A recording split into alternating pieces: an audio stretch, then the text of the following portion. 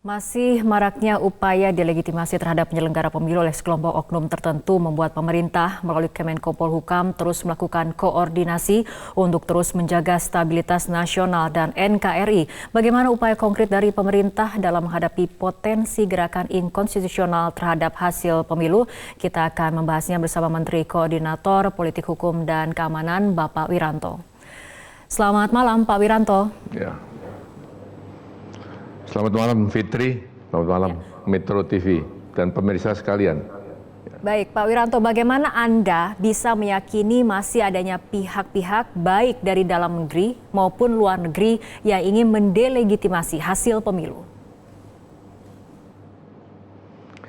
Nah justru karena ada keyakinan itulah maka kemarin ya saya pada rapat koordinasi membicarakan masalah ini. Ya, karena indikasi itu kan ada dan sudah tergelar di masyarakat secara gamblang ya, banyak tokoh-tokoh tertentu yang membicarakan masalah ini, yang merencanakan semacam ini, yang menghasut masyarakat ya bahwa nanti pada saat perhitungan suara sebenarnya sudah ada suatu upaya-upaya untuk tidak percaya kepada perhitungan suara yang dilakukan oleh KPU kalau salah. Ya, kalau menang tentunya lain. Tapi kalau kalah ya akan ada upaya untuk tidak percaya kepada perhitungan KPU, bahkan menuduh ada kecurangan-kecurangan yang sistematis, terstruktur, masif, brutal, ya bahkan sudah ada rencana tidak akan lapor kepada MK, ya, tapi akan melaksanakan people power. Itu kan sudah masyarakat sudah tahu semua, dan saya menyampaikan isyarat bahwa ini bulan suci Ramadan, ya. Saat kita untuk kontemplasi, saat kita bangsa Indonesia untuk kembali merajut kerukunan, kebersamaan setelah selesai pemilu, selesai kampanye. Itu kan ajakan yang sangat positif lah.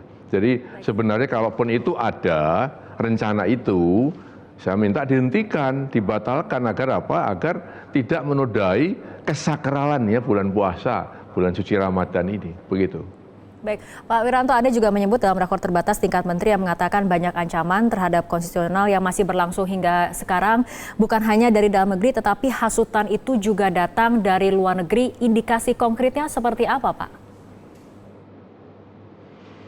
Ya, saya kira lewat medsos ya, masyarakat sudah tahulah bahwa ada tokoh di luar negeri yang terus-menerus ya memberikan hasutan, memberikan satu ajakan-ajakan untuk melakukan langkah-langkah yang inkonstitusional, melakukan langkah-langkah yang tidak mempercayai lembaga-lembaga yang sudah ditentukan oleh pemerintah untuk menyelenggarakan pemilu. Ya artinya ada ajakan-ajakan untuk mendelegitimasi penyelenggara pemilu yang sah, yang telah ditetapkan oleh pemerintah, yang sudah mati-matian bekerja sungguh-sungguh. Ya bahkan begitu banyak korban ya dalam penyelenggaraan satu pemilu yang terbesar lah ya, yang menurut anggapan banyak pakar ini pemilu yang paling besar, pemilu yang paling rumit dalam sejarah bangsa Indonesia, dan ternyata sudah berhasil dilaksanakan dengan aman ya, dengan tertib ya, dan sudah mendapatkan banyak apresiasi dari banyak negara. Terhitung kurang lebih 39 negara yang sudah memberikan apresiasi tentang keberhasilan ini. Ini kan sebenarnya sesuatu yang membanggakan bangsa Indonesia. Dan tidak perlu kemudian dihasut bahwa ya pemilu kita ini penuh dengan kecurangan yang sistematis, terstruktur, masif. Saya kan di dalam pemerintahan ini nggak mungkin ya ada satu konspirasi pemerintah dengan KPU, dengan Bawaslu untuk melakukan satu kecurangan sistematis, terstruktur untuk memenangkan satu paslon. Tidak mungkin, saya jamin tidak pernah itu. Ya. Oke, baik Pak Wiranto, untuk pihak yang menghasut terutama dari luar negeri, apakah ini bekerja dalam bentuk kelompok ataupun perseorangan, apakah sporadis ataupun kemudian terstruktur? Iya, kalau saya bicara kelompok ya, itu diucapkan oleh seseorang, tetapi kalau ada konspirasi, ada kait-mengkait antara luar dan dalam, itu iya. Ya, oleh karena itu ya tentunya saya juga sudah menyampaikan bahwa langkah-langkah yang inkonstitusional itu harus dihentikan. Sebab kalau tidak, ini negara hukum. Ya, Indonesia mempunyai suatu standar hukum tertentu. Hukum adalah kesepakatan kolektif bagi bangsa Indonesia untuk mengatur ketertiban, ya, mengatur keamanan, kedamaian. tatkala hukum itu dilanggar, hukum itu dikhianati, hukum itu ditabrak, ya maka akan membuat ya masyarakat tidak tentram, masyarakat merasa terancam. Itu kita hentikan. Nah ini tugas pemerintah, oleh karena itu saya katakan tadi bahwa pemerintah tidak ragu-ragu, ya, dan akan tegas mengambil tindakan hukum sesuai dengan standar hukum dan undang-undang yang berlaku.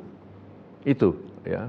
Lebih banyak membahas mengenai langkah tegas yang akan dilakukan oleh pemerintah, tapi kita akan ikuti jeda berikut terlebih dahulu. Pemirsa, kita akan kembali berbincang bersama Menteri Koordinator Politik Hukum dan Keamanan Bapak Wiranto. Pak Wiranto, pada saat kemudian pemerintah menentukan langkah tegas terutama yang ingin berupaya mendelegitimasi pemilu, tentunya harus ada identifikasi atau mungkin menentukan indikasi-indikasi tindakan seperti apa yang perlu dilakukan tindakan tegas. Bagaimana kemudian pemerintah menghadapinya?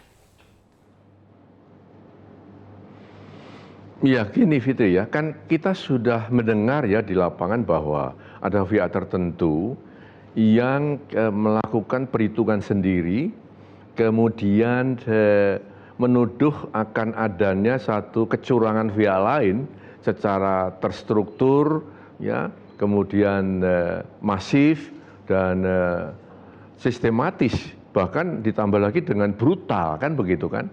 Nah, sehingga kalaupun nanti kalah, ya, maka itu kan dituduhkan bahwa kalah karena ada satu kecurangan yang tadi, ya, terstruktur, sistematis, masif, brutal. Nah, kemudian ada suatu rencana tidak lagi percaya kepada lembaga-lembaga penyelenggara pemilu, termasuk MK yang akan mengadili, memutuskan perkara selisih dari angka-angka itu. Nah, kalau sudah begini, kemudian akan melanjutkan dengan upaya-upaya mendiskualifikasi pihak lain, ya, dan kemudian mengepung KPU. Nah, saya tanya, apakah rencana itu bukan melanggar konstitusi? Apakah rencana itu ya berdasarkan hukum? Ya, padahal tokoh-tokoh yang ikut pemilu sebelum pemilu sudah bersama-sama mendeklarasikan suatu kesepakatan, ya, gentleman agreement bahwa kalah menang tidak masalah, akan diterima. Bahkan juga ada pernyataan para tokoh, ya, yang mengatakan bahwa tidak akan melakukan langkah-langkah inkonstitusional, ya. Tapi kalau nggak terima kalah kemudian mengepung KPU, maksudnya apa? Nah, ini saya kira ya sesuatu yang harus ya dijelaskan dan dihentikan sebelum ada satu kejadian yang nanti justru akan membuat masyarakat di bulan suci Ramadan ini terganggu, ya, bulan puasanya. Begitu, dan tentunya kami dari pihak pemerintah betul-betul berjaga-jaga untuk ini. Ya, oleh karena itu kembali tadi saya selalu mengatakan bahwa TNI dan polisi ya sudah solid, kompak ya untuk mengamankan negeri ini, mengamankan pasca pemilu ini supaya tidak menjadi satu kerusuhan yang lebih besar lagi.